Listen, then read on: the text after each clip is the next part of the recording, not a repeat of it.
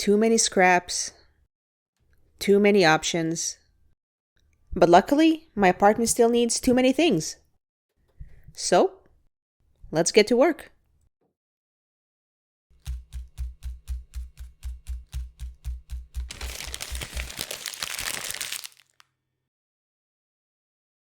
For anyone who wasn't here during the Fireplace era, I made this like 6 months ago, and I've been loving how it looks in my living room, which is honestly surprising because I tend to hate most of the things that I make. But as I kept looking at it, I started to feel like the space was way too empty and it needed something to complement it. So I bought the snake plant and decided that getting 2 large planters on each side would be really nice to spice up the whole arrangement.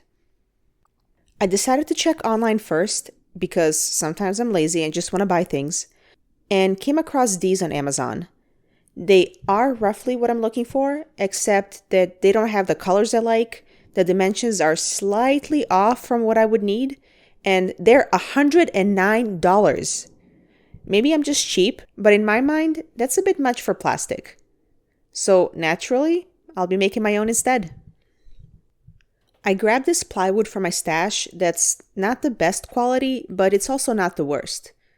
It's definitely better than the construction grade that I used for the TV tray in my last video, but nowhere near as high as furniture grade. It has this beautiful marbling from the grain that will look so good stained on the front. On the back, it's pretty bad. Not only are there these knots, but they're also really dented, so only one of these sides is going to look good. But that's fine. One good side is all we need. Before I start cutting, I want to make sure that I have all my planning done. So I calculated out here what measurements I will need to have. I know that I want them to be 24 inches high, 14 inches wide on the top, and then 10 on the bottom. So I want them to taper like they did in the Amazon listing. Then I also calculated this angle at which it's going to change from the base to the top. And I found out that it's roughly 5 degrees.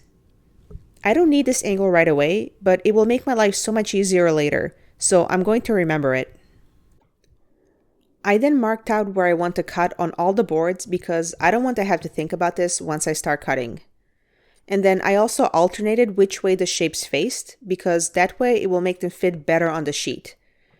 Now, technically, I had enough space to fit 3 panels on each board, and alternating sides didn't really allow me to fit any more than that, so I could still only fit 3 no matter what.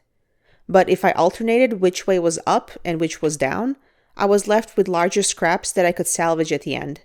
And if you know anything about me, you know that I love salvaging scraps. So I think it's always worth prioritizing your layout in order not to waste anything that you don't have to waste. When I was done marking everything off, I got ready to cut using my trusty circular saw. I know, the table saw looks like the best choice, right? But because of the way that I need to make these cuts and the angles, it actually isn't. Just trust me on this one. So, I'm going to tilt the blade at 45 degrees because I need to make miter cuts. And there are 2 things that I want to point out here. One, the setup for the blade is the same as it would be for a table saw, meaning that the blade has to stick out past the thickness of the board, because otherwise it won't cut all the way through.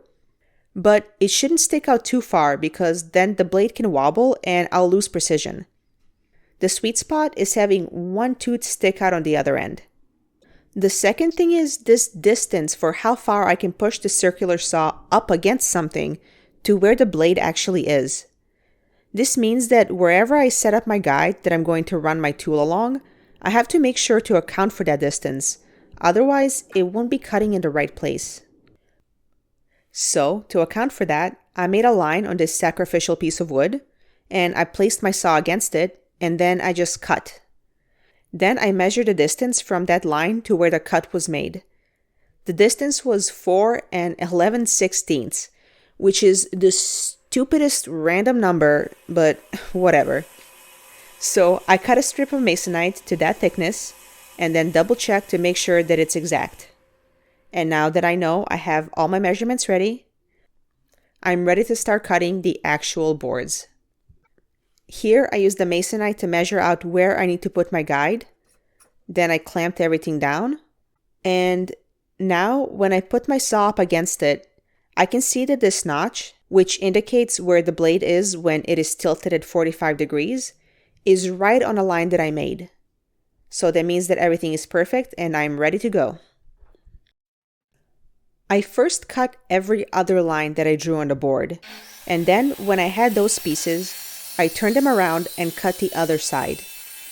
The reason I had to do that is because I needed the miter angle to alternate. On the first cut, I needed it to go down towards the left, and then on the other, I needed it to go down towards the right. So the 45-degree angle had to be mirrored on each alternating cut. That way, the pieces could fit together into a box when I'm ready to glue them to each other. And I actually confused myself with this quite a bit when I first started because it didn't dawn on me right away that I can't just go through and cut along all the lines. So when it finally hit me, I decided that the best way to go about this was to flip the boards over on each alternating cut line and then move the line by 1/2 inch, because that would have also given me the result I needed, except with way more work. But luckily, I caught myself before I did any real damage and wasted too much time and material, so it wasn't as bad as some of my other mess-ups. But this is still one of those things that you want to think about before you start, because I completely forgot about it. You know, sometimes you watch a video so you can learn what to do, and sometimes you watch it so you can learn what not to do. In either case, you're welcome.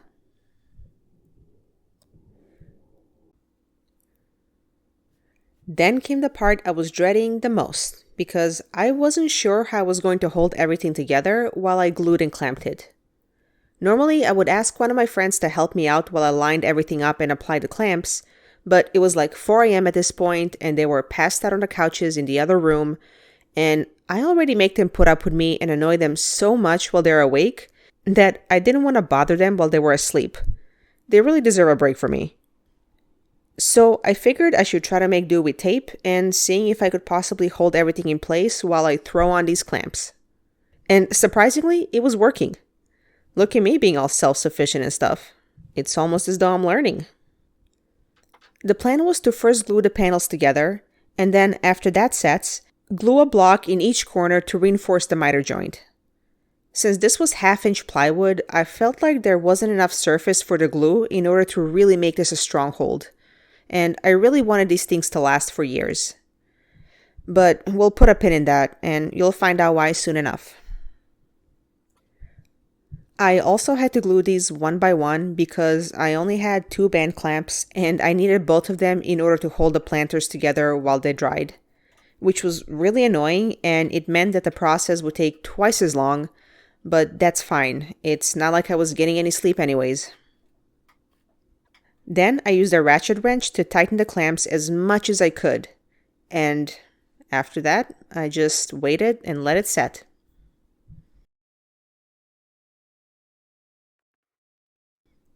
While I waited for the glue to set on the second planter, I decided to fill in these gaps I had because that's just what you have to do when you use cheap plywood. And I used, you guessed it, Durham Spuddy. This stuff is great because it hardens really well, but it's super easy to sand, so it's still my go-to for surfaces that I plan on painting. As always, I winged the proportions until I had the pancake batter consistency that I needed, and then I applied it to all the gaps using my fingers, like an animal.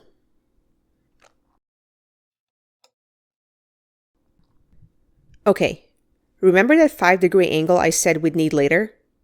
Well, now is later.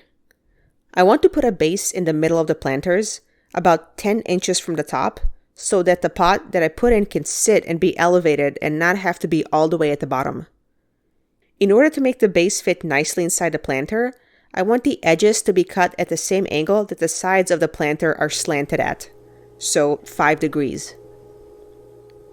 So I tilted my blade 5 degrees on a table saw, and then I cut out 2 squares the size that I calculated they would need to be in order to be that height. To be perfectly transparent, I assumed that this wouldn't fit very well at first because I doubt that the inside of the planters will be an exact square. Cutting with a circular saw like I did means that there's much more room for human error, and I am famous for making errors. But I don't need a perfect seal all the way around. When I was done cutting, I tossed them in and I was actually surprised. I got this on the first try. Like I said, you can see small gaps where the base doesn't make full contact with the left and the right side, but not only do they land at the right height of 9.5 inches, but they're also even. I was positive that one would be higher than the other because I didn't think that I was able to get the two builds to be identical, but I guess I did better than I expected this time. That's what we call progress, folks. Then I did a quick prep so that the planters are ready for the finish. I sanded all of the surfaces down and then rounded out the corners a bit. I always round my corners on just about everything I build, even if only a tiny bit, just because I'm prone to stubbing my toe, and I don't want to set myself up for profanities later. This is like child-proofing your house, but for adults. Here I'm using a 220 grit sandpaper first, and then a 320. So nothing too crazy. 320 is my cutoff line between what I use for wood versus what I use for finishes. Going higher than 320 for wood doesn't make much sense to me because you can only smooth wood so much on its own. After that, the smoothness will come from the finish. And then for finishes, I never use anything below 320 because at that point you start to strip it and that's really counterproductive. This isn't an exact science, and I'm sure other woodworkers have their own cutoffs, but this is what I found to work. So do with that information what you will. Now these two are prepped and ready to be stained. I went to the good old stain and finish graveyard and dug around for something I could use. I decided to go with this brand new can of ebony stain for the inside of the planter, and that's mostly because I didn't think that I have enough of the stain that I wanted to use for the outside on the inside. Then I have this red paint that I used in my last video for the TV tray. And then the red stain that I used for the faux brick on the fireplace. I figured that that way the accent from the fireplace and the planters will complement each other really well and it will look like they're all custom made. Which I guess they are. So, yeah. First, I painted the edges with a red. The reason I went with this color rather than just using the stain is because the plywood crosscuts are really ugly. Like I showed you before, there are gaps that I had to fill, and it would look super cheap and patchy if I only covered it with stain. This red is pretty opaque, so it will be able to hide the fact that these are made out of not so fancy material. We want to look expensive without being expensive. I didn't tape the edges before painting or anything because I wasn't too worried about being neat, since I could just sand off whatever spilled over, and then the red stain would cover anything that was left. It would just all blend in nicely. After I let that dry a bit, it was time for my favorite part, the stain application. This is the best type of ASMR. For the application, I used a cloth rather than a brush just because I think it provides a better application. Normally, I would try not to double dip in the can because that can contaminate the entire thing. But because I was positive that I would use up the entire can on the project, it wasn't that big of a deal. Also, just FYI, I totally had enough stain for both the inside and the outside of the planters. So that can of ebony stain is going right back on the shelf where it's going to wait its next generation of woodworkers. Also, for anybody taking notes, you may have noticed that I never glued those blocks that I said I was going to glue in the corners. I was sleep deprived at this point and I completely forgot. By the time I remembered, the stain was already on and it was too late, and I did not feel like sanding it off. I might end up sanding it down in the future and then adding the blocks in, but for now, we're just gonna have to live with it. After they had a chance to dry a bit, I grabbed some 000 steel wool and went through and smoothed over all the sides of the planters. This helped get rid of any streaks that I had from the stain, And it also helped re-smooth the wood. Because even though I sanded it down pretty well before, when I applied something with moisture on top of it, so the stain, it made the grain raise and swell up again. So I had to sand it back down one more time.